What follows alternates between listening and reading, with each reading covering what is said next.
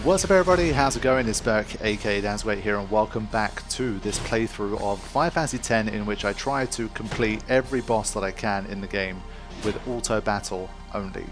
We've made a ton of progress and we are really getting towards the absolute most difficult super bosses of the game. And so without much further ado, let's continue on, having defeated Omega Weapon in the last episode and really started to get towards that high level of stats in which we can start to even look at taking on things. I mean, there's still a lot of work to do, but we are going to be getting there, and hopefully in this session as well, I'm going to make even more progress and show you guys what else I could defeat after getting even stronger. So as always, thank you to everybody that's been following along with the series, despite there's more episodes than I thought there would be for this one, because I didn't realize I could take it this far. But so many of you guys have continued to support the series, so I really do appreciate it. And please do remember to drop a like on the video if you are continuing to enjoy the series. So we are definitely getting near the end, and there's going to be a lot of recording still to go here, but because of the nature of how I've done things, obviously once you get towards the end, you do have to spend a lot more time just sort of working on stats and grinding and that kind of thing. So I'm not exactly sure how many episodes are left. There's a lot of recording, but perhaps maybe only like a couple of episodes, maybe 2 or 3 episodes tops for me to finish this entire series. And after that, I have a lot of new stuff planned as well, because I've got that kind of challenge bug, and it's taken me all the way back to my roots back in 2008 to 2010, 2011, where most of what I did was challenge type stuff on the channel. So let's get into it and talk about what happened next after I defeated Omega Weapon.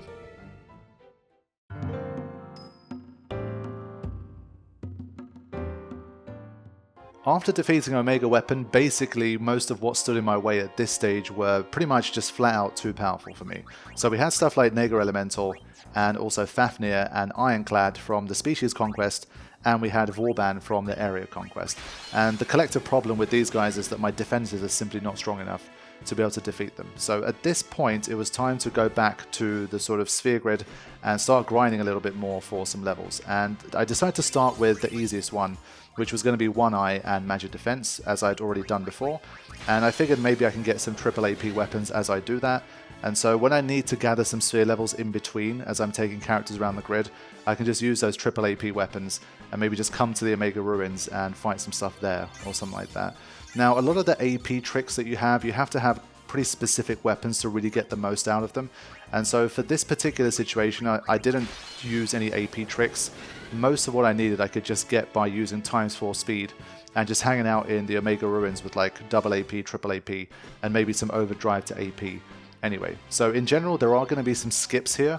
You're going to see like the game clock skipping around a little bit more than you normally would, because obviously when you start to hit walls like this, you do have to like take, say, 15 minutes, half an hour out in order to prepare for like the next set of enemies that you could potentially defeat. So I decided to start the journey once again with One Eye, and so I am going to obviously show you guys a little bit of highlights of what I was doing along the way, so that you can keep up with things. But the main thing at this stage was I knew I needed stuff like Magic Defense to be really high to be able to take down Naga Elemental, and also Vauban, who had that really annoying counterattack that he used.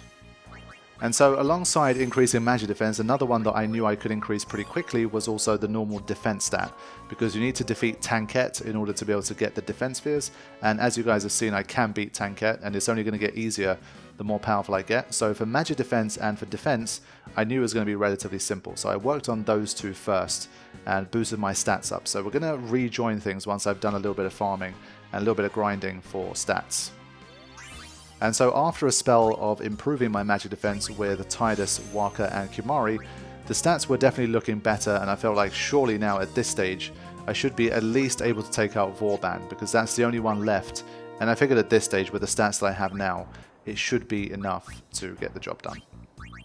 So yeah, I'm changing my weapons back to the usual stuff here, because I was making use of some of that triple AP and overdrive to AP stuff, and hanging out in the Omega Ruins just to get some extra sphere levels. So as you can see now, things are going to look different against Vauban.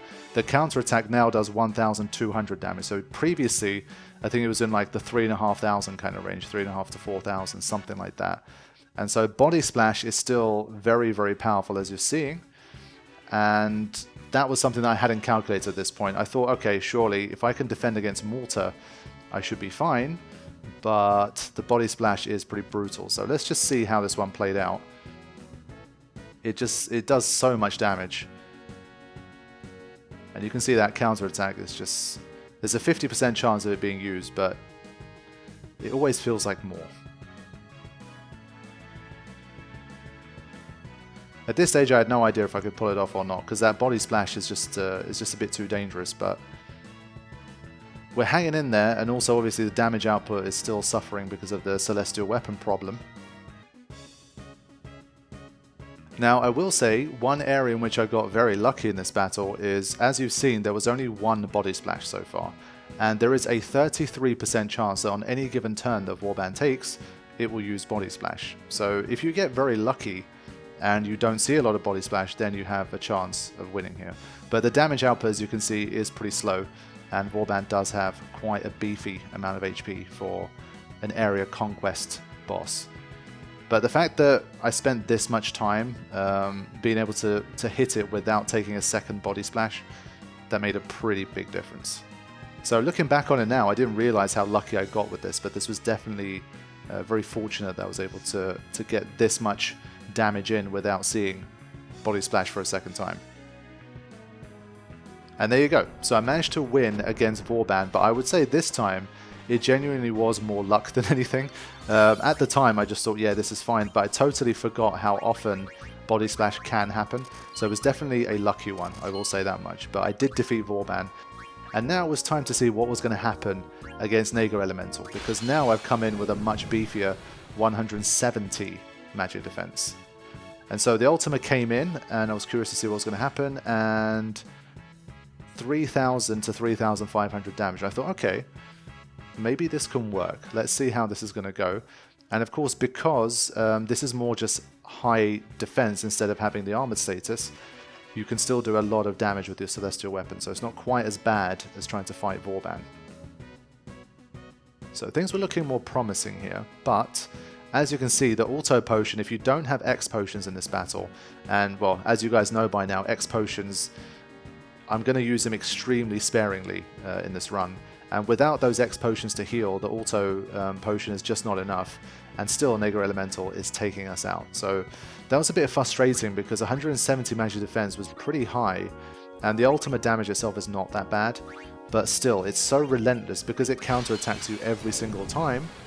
It really piles up, and it becomes very, very difficult to live with the damage caused by Naga Elemental's Ultima. So I just gave it like an immediate second go just to see what would happen, because I thought maybe this is one of those battles where random variants can play a role, and you might have a situation in which you don't have all three of them KO'd at the same time. So depending on like how much damage it does to each character, you might get yourself into like a nice little lucky revival loop where you always revive at least someone after a particular Ultima. So I just wanted to give it another go, but it seemed pretty unlikely that I'd be able to catch a wave like that. Now what you're seeing here is the worst outcome, where if Waka is the only one left, he only revives one character. I've explained a few times why that happens, so I'm not going to like waste time repeating that, but that's also another quite detrimental problem here. And you're seeing, as soon as you only have two characters left, it's going to become pretty much impossible to deal with it with this particular setup. So Naga Elemental was still proving to be a tough cookie, and I still wasn't able to defeat it, despite the time that I took to increase my magic defense. And so at this stage, I thought to myself, there must be some kind of way to defeat this guy. Maybe I can do some kind of SOS Shell, SOS Reflect, something like that, and I might be able to just sort of get away with it with that kind of setup. So I had a few attempts here. Again, I'm not going to drag this on too long. I'm going to show some highlights from some of the attempts I did and some of the things I tried. But in general, the idea was to see if stuff like SOS Shell could do the job. And in general, the answer was no, it still wasn't enough, because I didn't have an armor that had SOS Shell and Auto Potion at the same time, or something that had SOS Shell and Auto Phoenix at the same time. So getting some of these armors was going to be a bit difficult to farm for, and I just didn't want to play the game of sort of having to farm for specific equipment at this stage. Not against Naga Elemental, because I knew I could defeat it if I just got stronger, which I needed to do like 100% against some of the enemies still to come. So I tried to do it with the equipment that I had at the time, but it proved too much and I wasn't able to succeed. So SOS Reflect, SOS Shell, that stuff, it just wasn't really enough, because you do need to combine it with other stuff like Auto Potion and Auto Phoenix if you truly want to defeat it using that particular setup. And so, yeah, there was a few more attempts. I think I had 3 or 4 more attempts, and ultimately they were unsuccessful. The thing that I did notice though during these attempts was that Kimahri, of course, in the last session we broke the HP limit with him, and so at this stage we can't really fully cash in because I haven't spent enough time going around the grid focusing on HP. And also, to really truly boost your HP, you need to start defeating Ironclad, and you need to start farming those HP spheres from him. And as you guys have seen, Ironclad is very powerful, and so you kind of have to take things in order. You can't just you can't start running before you've walked, if that makes sense, when it comes to HP. And so what I did want to do though was that because he already had about 3,000 more HP than Tidus and Waka, I figured he does have some sphere levels, why don't I take him around the grid a little more and just try to pick up some of the HP spheres that he hasn't already. So we had like some of Riku's grid and that kind of stuff, and I figured maybe if I can give Kimahri an extra 2,000 or 3,000 HP, then that difference between himself and Tidus and Waka will be enough that basically he ends up tanking it a lot more. And so I could give him the alchemy weapon that he has, and he can revive Tidus and Waka with full HP every time. And then hopefully when Kimahri dies, it's not going to be in a synchronized way. So basically Tidus and Waka die, Kimahri revives, and then when Kimahri dies, Tidus and Waka should hopefully still be alive, and then they revive him, and we get into this kind of loop, and this time we're able to win. So that was the next strategy. So I did take a little bit of time out again to take Kimahri's HP a little bit higher this time. And so by the end of this little excursion with Kimahri, he was up to 15,244 HP, and I figured maybe that difference would be enough to take out Naga Elemental without having to farm for any like special equipment against it. So I gave it another go with this particular setup, and once again, like I say, trying to set up a situation where Kimahri does the Auto Phoenix work, or most of the tanking and the Auto Phoenix work, with the alchemy weapon that he has, and Tidus and Waka do most of the damage, and they revive Kimahri when necessary. So let's see how that particular attempt went. It was definitely a better one. You can already see, I mean, the gap between Kimahri's HP and Tidus and Waka is pretty large. Now, unfortunately, due to the amount of damage they're taking, random variance is going to dictate whether they survive 3 Ultimas or not after being revived. And so I think even if I had like 10 more magic defense, I think I probably would have won at this stage. But I just wanted to see what I could do with this particular setup. And you can see it's kind of working, but also kind of not working. So I forgot to give Tidus Auto Phoenix the first time. And so I immediately went back in with an Auto Phoenix to see if that was going to make a difference.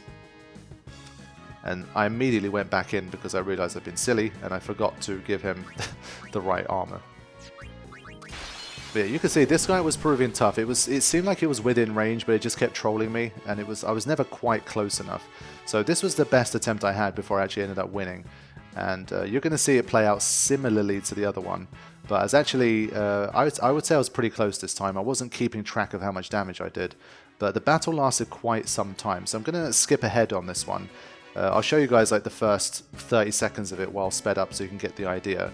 But it was sort of playing out exactly how I predicted it. So Tidus and Waka were dying, Kimahri was reviving them, and then Kimahri was getting killed, and obviously Tidus was doing the reviving this time around as well. So it was working pretty perfectly, and it felt to me at this stage the only way I was going to die was if there was some weird like random variance funkiness, and their HP basically synchronized and it took out all of them at once. Instead of just like 1 or 2 of them. So I'll skip ahead and I'll show you guys what happened towards the end of this attempt. So even on ×4 speed, this battle took about 5 minutes, so I'd been about 20 minutes in at this point. So I figured surely I've got to be close, but this guy just has so much HP, like over 1 million, that we just weren't getting it done. But I was pretty confident because we'd survived for so long. I thought surely everything was going to be fine. It was just a matter of time before we ended up winning. So Tidus doing his job here, and everything was still looking okay at this very late stage, and I was just patiently waiting to get the win. So you'll see what happened here. It was genuinely unlucky, I would say, at this stage, because if you can survive for 20 minutes, it means that the only way you're going to die is if something a little bit unlucky actually happens. I don't think I survived for this long because I was lucky. I think it was more a case I was unlucky. So that flare hitting Tidus, it all happened very fast, but the flare hitting Tidus brought him down to 3,082 HP, and as a result the ultimate that came in afterwards did 3,185. So the combination of that that flare being chosen as a move, the flare hitting Tidus, and then the random variation killing him by 100 HP, those three things happening at once killed this attempt, and after more than 20 minutes of real time and 5 minutes of times 4 speed fighting Naga Elemental, I failed once again, unfortunately. So at this stage I kind of got bored of fighting Naga Elemental. It took quite a while. I mean, it was only 5 minutes, but when it's at times 4 speed and so many turns happen, it feels like way longer. Like the battle actually felt like it took more like 10 or 15 minutes, even with times 4 speed. But watching it back, it was apparently only 5. But yeah, I decided to just go back to my farming and just keep getting stronger. And at this stage, my target was starting to become more towards Ironclad. And in order to defeat Ironclad, I knew I needed to have even higher physical defense. So I moved my attention back to Tankette for a little while. And so I farmed this guy for some more defense spheres to get even more powerful. And since I'd already gotten in the groove of farming for stats, at this stage it was becoming very clear that the only enemies I had left to face were the ones that were going to demand like the highest kind of stats. And so I was really getting into just like taking all of the limiters off and just really powering these guys up to like not their absolute maximum yet, but really getting up there in terms of the stats. I think we needed to be in like the 200 kind of range to really start defeating everything left in the monster arena. So that meant more farming against Juggernaut, who at this stage was not a problem for me. And so after spending some more time boosting my levels, this is where I was at before I returned to the monster arena to fight Naga Elemental, Fafnir and Ironclad once again. Strength 189, Defense 161 and Magic Defense 209. I figured surely with a 200 plus Magic Defense, Naga Elemental and Fafnir as well should be pretty much a formality. So I decided to go back in and fight those guys this time. And I figured surely there should be no way I'm losing to at least those two. So let's take a look this time. Ultima comes in and does 1,700 to 2,000 damage, so even less here, of course, because we have about 30 to 40 more magic defense. And so you can imagine what's going to happen here. It was a much more smooth battle this time around. So we got our stats to where they needed to be. Once you get to around that 200 magic defense mark against this guy, it becomes a lot more manageable, even if you don't have like the absolute primo kind of equipment for this, as long as you've got some Auto Phoenix going on.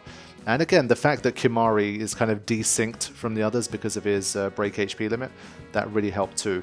And so with that, we were fine. So I am going to skip ahead. You guys get the idea here. The damage I was receiving was much more in the safer kind of range. And so literally within, I'd say like 90 seconds to 2 minutes or so, I was able to defeat Naga Elemental at last and add that one to the list as well. With those strength boosts as well, even when we had low HP, we were starting to do a lot of damage. And so within the space of a couple of minutes or so on times 4 speed, we were able to get the job done and finally defeat Naga Elemental. And so with that, it was time for Fafnir. I thought if I can beat Naga Elemental, then surely Fafnir is going to be a formality. And it's a good one to be able to defeat because it's a nice way to get auto-protect armors when you need them. So this was going to be big for me, so I was kind of hoping that I'd be able to breeze through because definitely has a lot of HP, another 1 million plus customer. And so I really needed this one. But you can see the damage coming in very thick and very fast. And so despite how quick triple attack is, I was thinking surely we should be able to get the job done here. So you can see we barely got 2 moves in before the next triple attack, but still, regardless, the team is strong enough to handle the onslaught from Fafnir. And again, we got the job done. So, of the species conquest, there was only Ironclad left. Of course, not counting Jumbo Flam, which I can't defeat, it's literally impossible. There was only Ironclad left that was defeatable, that I hadn't defeated yet. So high off my victories against Naga Elemental and against Fafnir, I thought let's give the big boy an attempt. Now, like I said, 160 defense instead of the 205 or so magic defense that I had. And so this guy has 2 million HP and he hits like a truck. And so, yeah, I wasn't overly confident with this one, but I wanted to give it a go anyway. And so let's see how we did against Ironclad, even with these relatively beefy stats at this stage. You can see it, like 160, 170 strength, 160 defense, 200 magic defense, I can wipe the floor with 98% of what's in the game. But Ironclad was saying no. So I was not ready for Ironclad yet. I did need to do a little bit more work. So I had to take, again, a little mini time out and focus a bit more on my physical defense. And I thought while I do that, I should be able to take myself to the general like next tier of stats, and I will come back even stronger and hopefully ready to take down Ironclad. So about 20 to 30 minutes later, having played on like a mixture of ×2 and ×4, we had done a lot more on the sphere grid and improved our defense by quite some way, and also our strength as well. So let me show you guys what my stats were looking like before I got back into battling once again. So this is what I was talking about previously, getting towards that 200 kind of range. So Walker has 196 strength, 205 defense, and 205 magic defense. I was pretty confident at this stage that surely this defense and magic defense stat should be enough to see off some of the remaining battles that I hadn't defeated. So I decided to head back in and this time have a battle against Ironclad to see if I could get some more of those precious HP spheres that I would be needing for the battles ahead. You saw that he wiped the floor with us last time, and Repageki is still very strong. I've got 205 defense, but those Repagekis are still doing 3000 damage, which is not looking particularly good here. But it's only one character at a time, so in that sense it's not too bad. But because everybody's attacking here, it basically ends up hitting everybody, and it's going to wear everyone's HP down pretty fast at this stage. So let's just see how this ends up going before Bunshinzan comes in, and Kimari managed to survive it, thankfully. So it was looking like we have a chance here. We're doing okay, and this is always a very important battle. Once you can start to farm HP spheres, then it's kind of, you know, sky is the limit in that sense. So it's definitely looking better. And so this back and forth continued for quite some time against Ironclad, and because he has a huge 2 million HP, which is more than some of the Dark Aeons, I knew this was going to take a long time. So if you're not hitting max damage, you're going to take a long time to defeat Ironclad. But we were doing okay here. Like we were hanging in, and even though the damage wasn't too great, especially considering how high the HP is, we were getting it done. And so thankfully, after a few more minutes, this team did manage to defeat Ironclad. So it was a big win for me, but unfortunately we didn't get an overkill. You have to basically do max damage to get the overkill and get 2 HP spheres. So not only did I not get an overkill, but I also got the rare dark matter drop instead of the HP sphere. So all of that was for nothing. I basically just got 1 dark matter for my troubles. So it's a bit frustrating, but at least I managed to knock off Ironclad and defeat him at last. So that was a big win, but it did take quite a long time. But if you can defeat him once like that, it's only going to get easier the higher your stats go. So there we have it. With Ironclad defeated as well, that meant there was nothing left in the species conquest or the area conquest that I could defeat that I hadn't yet. Everything had been defeated. So only Jumbo Flan at this stage had been able to stop me, and that's because it's literally immune to physical attacks, and physical attacking is all that I'm allowed to do in this challenge. So yeah, that one is forever going to be a no-go unless some genius comes up with some kind of weird glitch or bug that allows you to damage Jumbo Flan. From what I remember, the only real ways to damage Jumbo Flan are literally using magic spells and to use stuff like Animus Pain that does like physical based special damage. And so based on all my years of experience and knowledge of Final Fantasy X, Jumbo Flan is definitely impossible in this challenge. But I would love to be proved wrong. If someone comes up with something and it works, then I'd be more than happy to record it and share it and credit you with it. But I'm pretty certain that you cannot.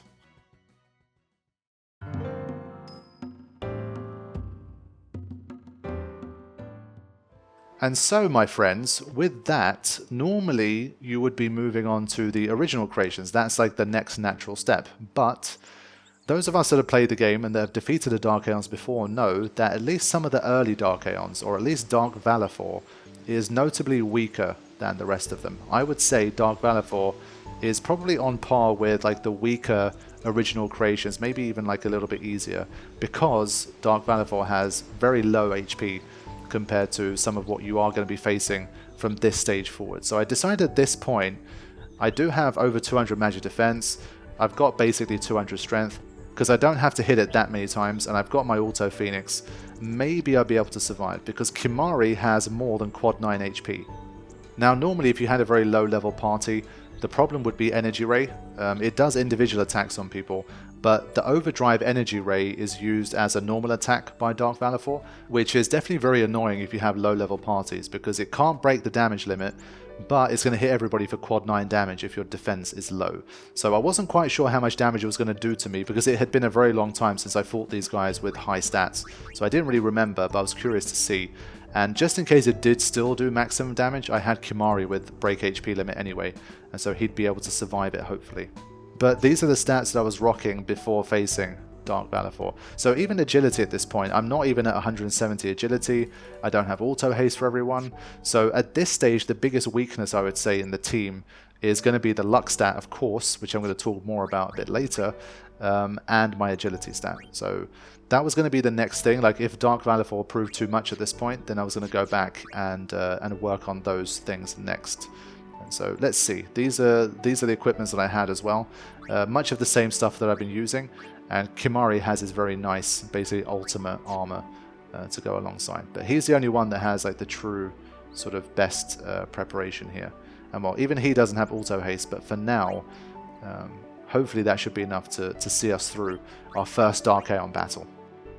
So I changed to an SOS Protect for Tidus, thinking maybe it's going to be enough to kind of save me in a certain situation, but it was a long shot. Let's just see how it goes.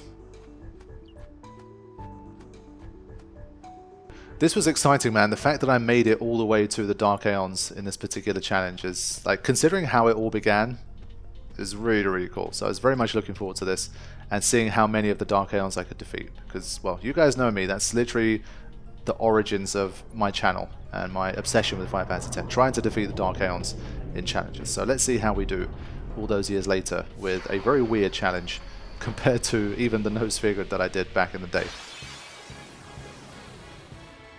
So the fact that Walker hit it first time was already a good sign, but obviously Valefor does have some decent evasion, but the fact that we're still landing some hits here is very promising. Now, you see it can't break the damage limit, which is very positive for us. And so I figured if we're doing maximum damage and we're still getting this many turns, then it's looking like we have a shot here. And so the energy ray came in, and again, like I say, I wasn't sure how much damage it was going to do. Let's take a look.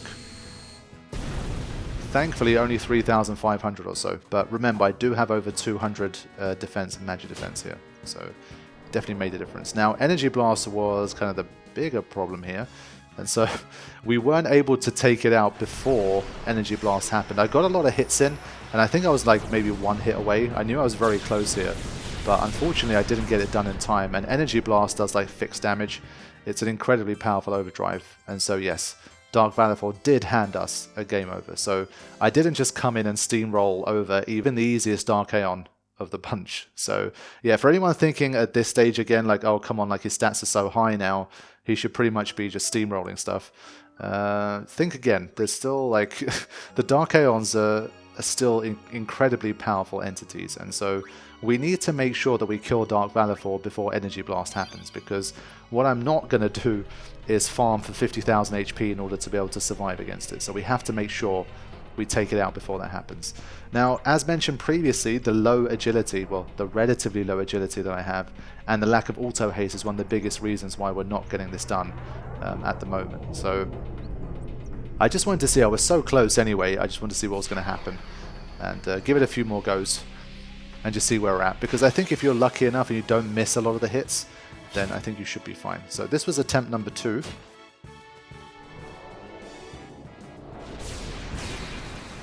Counterattack the Sonic Wings. Unfortunately it didn't connect. If that counterattack connected, then we would have been in a much better position and more likely to get it done. Because we basically need 9 hits here. And every time you hit it, the overdrive gauge goes up by 10%. So you do the maths, it's always going to be tight here. But we could get it done. But at the moment, at least, the sort of the synchronizations of turns are a bit unfavorable. Like if you were to have a turn with it at 80% overdrive, then you hit it and knock it to 90, then it uses an attack, then you would have 3 more attacks before it uses overdrive, so it would still have a full overdrive for 3 more moves.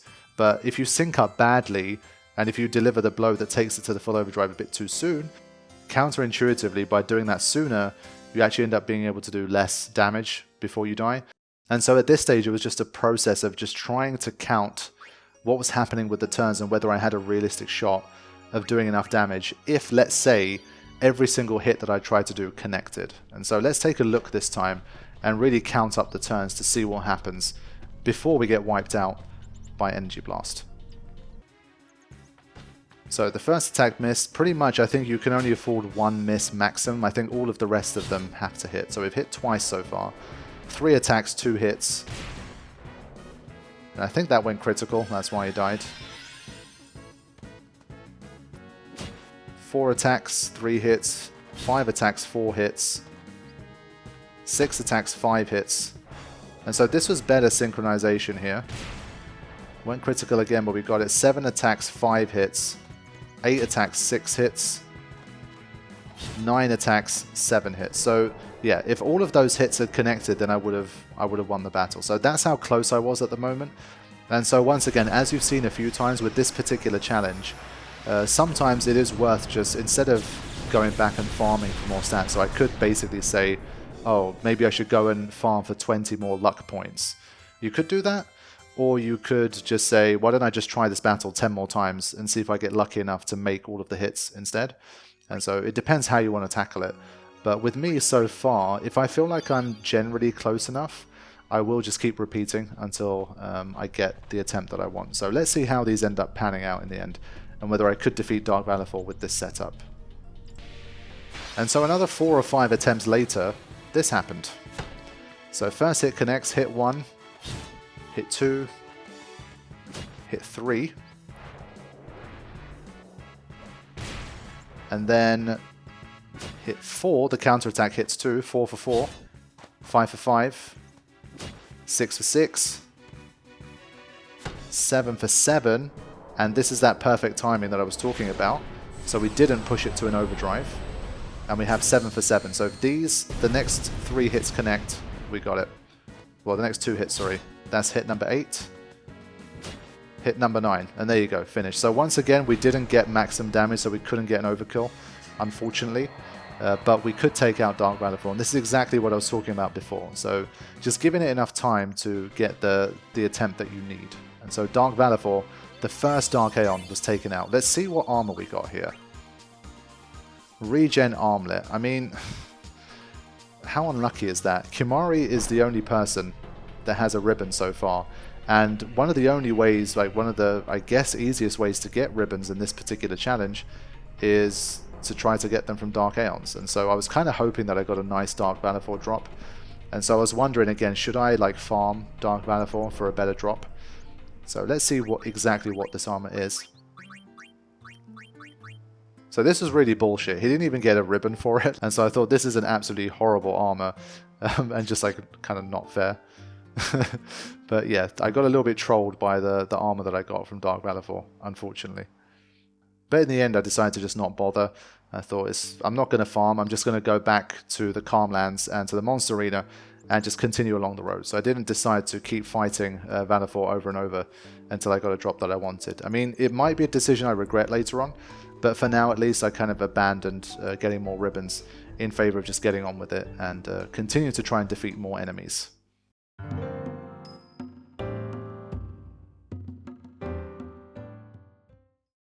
And so yes, I returned to the Monster Arena to start to take on the original creations.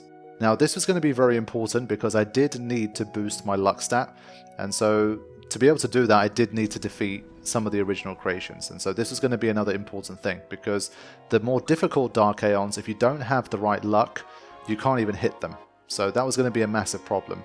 And so because we can't rely on overdrives, where our luck is low, we had to make sure we had enough luck to hit them. It was kind of non-negotiable for the more difficult Dark Aeons that we were going to face later on.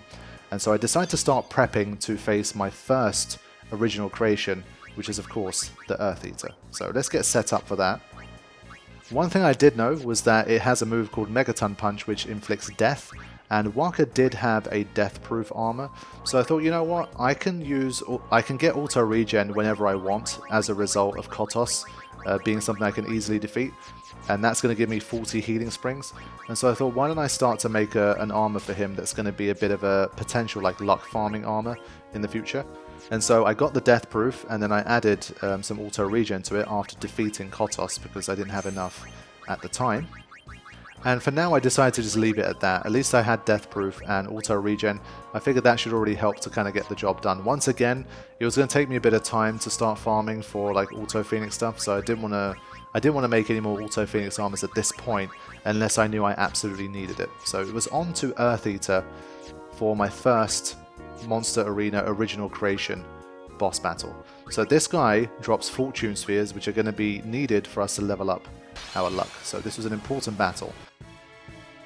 Now, Waka's surviving Megaton Punch just there was really nice. To be fair, I don't think it's that necessary. You can just use a Phoenix down to bring him back anyway. But, I mean, kind of, whenever I see Megaton Punch fail, it kind of makes me happy. So, because it's a bit of an annoying move. I remember the first time I was facing, like, Earth Eater, and seeing Megaton Punch, sometimes he would hit 2 characters and just instantly KO them.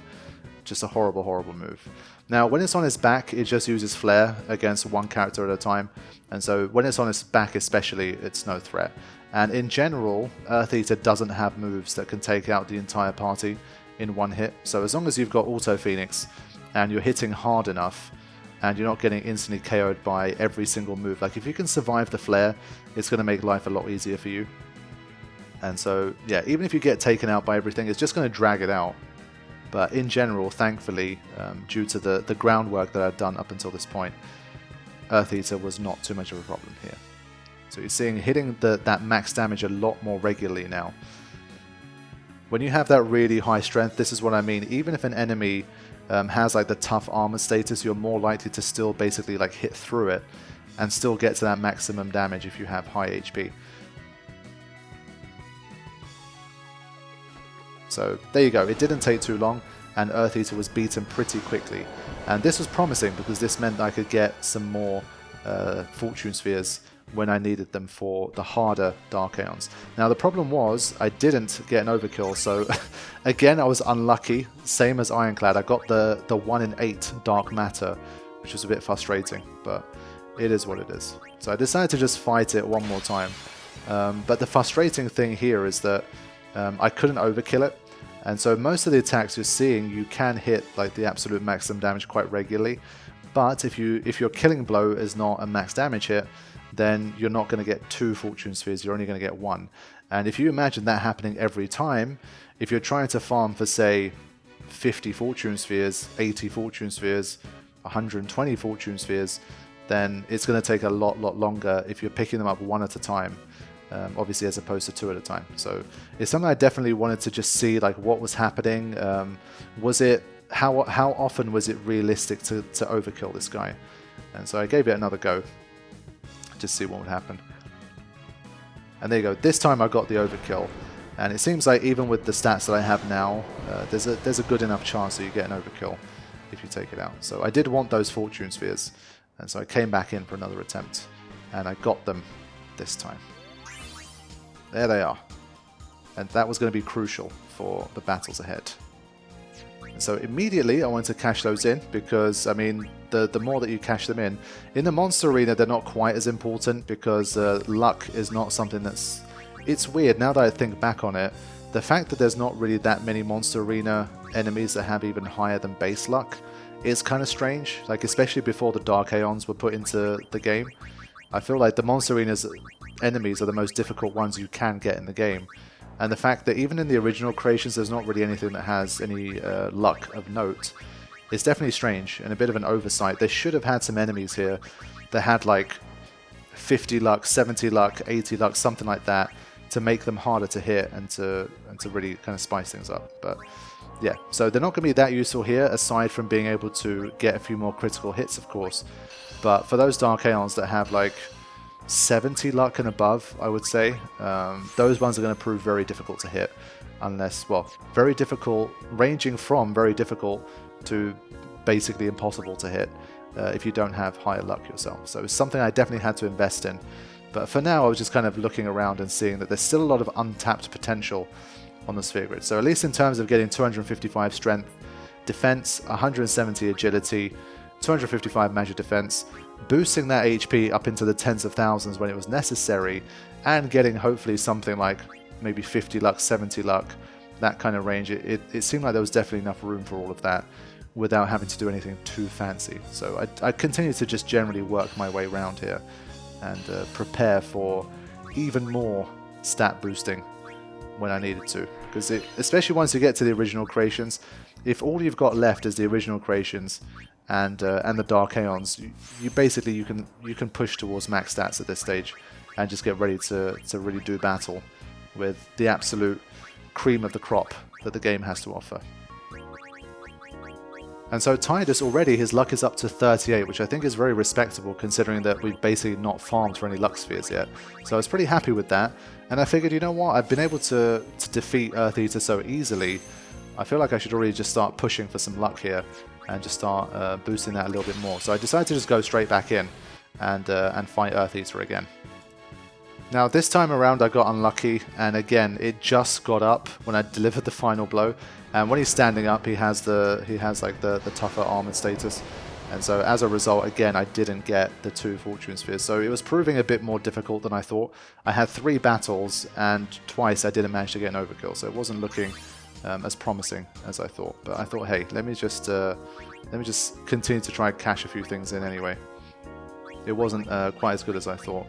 Now I was scouting around for any more like +4 luck nodes that I had left, and there aren't that many of them on the grid naturally, as you can see, and so eventually it becomes clear that in order to boost your luck stat, truly boost your luck stat beyond what the sphere grid offers naturally, you are going to need luck spheres. So we have fortune spheres to activate the nodes, but we don't have enough luck nodes to activate here. So how are we going to fix that problem? And well, of course, the game offers another battle in which you can get purple luck spheres if you win. And so it was becoming increasingly clear that it was time to face the next boss in the original creations.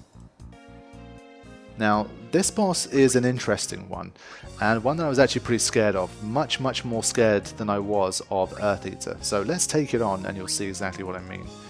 This time we're taking on Greater Sphere, an enemy again of course that has over 1 million HP, I think it was like 1.5. But that's not the problem. As you've seen, we can eat away HP very quickly. Now, first problem is going to be this ultimate counter. We remember this one from Naga Elemental. This one is a little bit stronger than that. It's still not hugely strong, as you can see. It's doing maybe about 500, 600 more damage than Naga Elemental. And in the grand scheme, that's not really too big of a problem.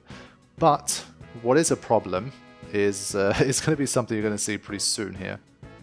So far the battle's looking smooth. I mean, we're doing absolutely maximum, well, when we have a decent amount of HP we're doing maximum damage, and in general the damage output is not too big a problem here. So far so good, but the battle's going to change very quickly when a certain move happens here.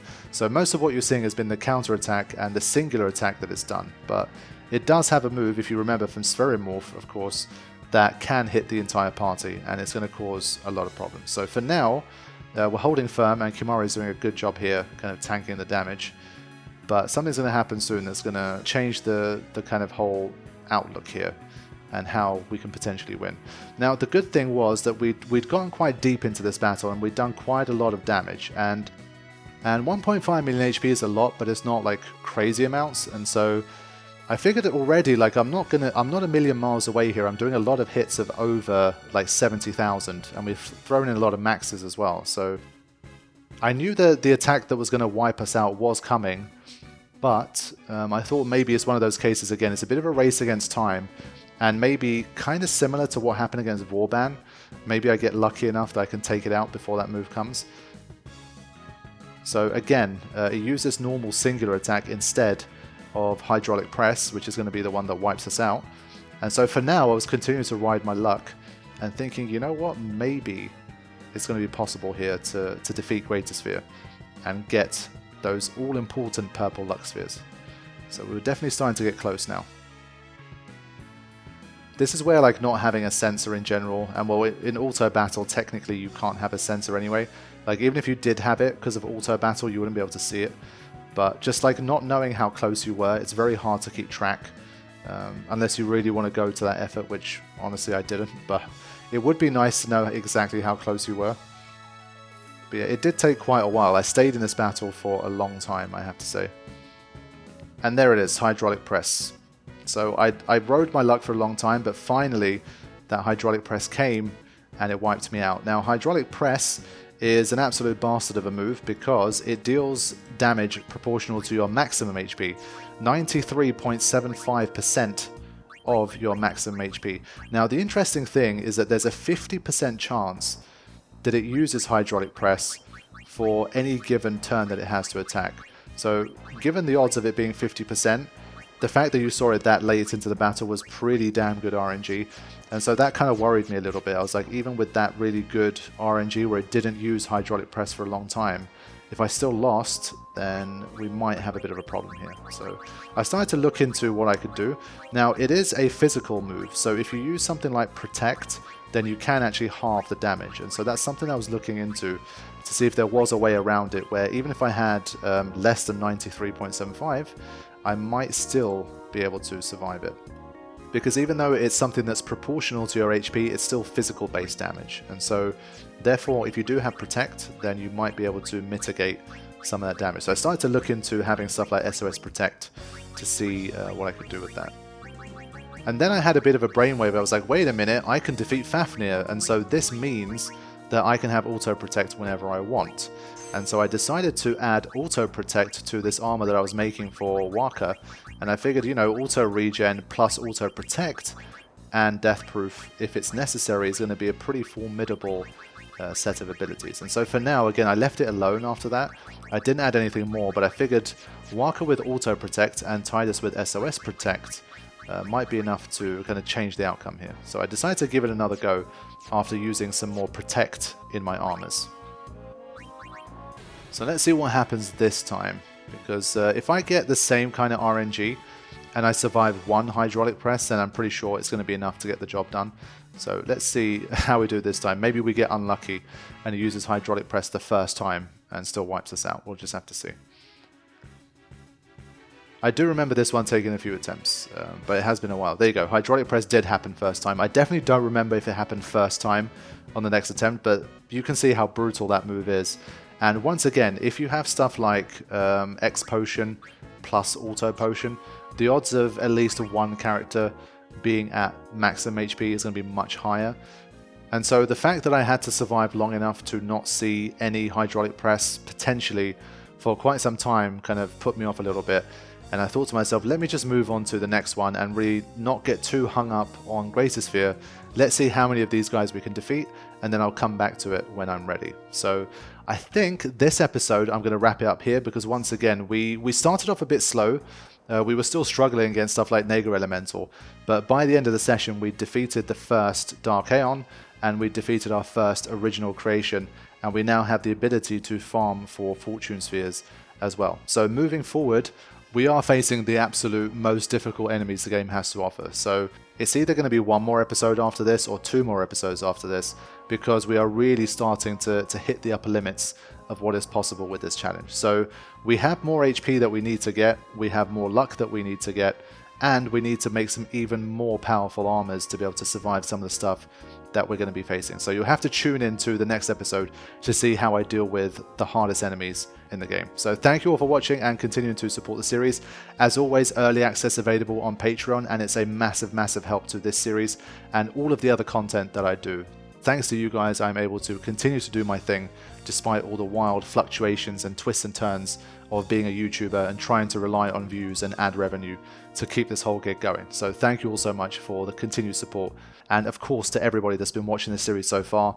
It's been a blast, and I'm looking forward to bringing you guys the final, most epically difficult bosses of the game before wrapping this up and moving on to the next challenge. Thank you all for watching. I will see you for the next episode. Take care.